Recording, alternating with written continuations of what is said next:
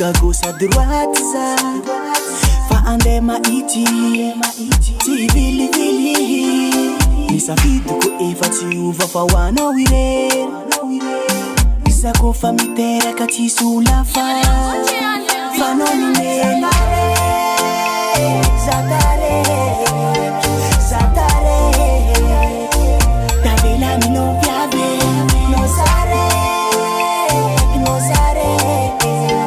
nozare via vadem fate manda kizai iferanga tsikaru ifatenga tsara kamanda papati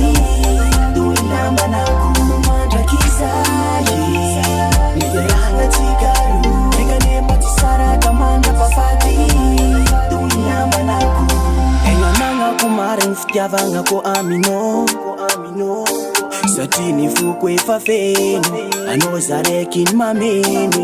asambaragny fiadagnane zegny foiegnako ankilanao bebi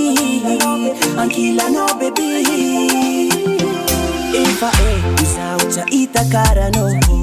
zegny andresako décision oanao ny fiainako mandrakizare zatare no piave nozare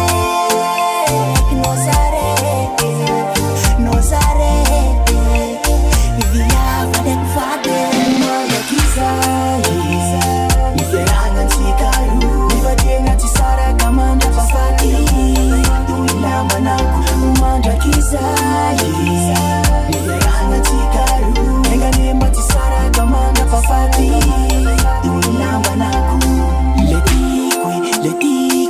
Letikwe mi fiena kono Nirikwe mi fiena kono Anzara piena kono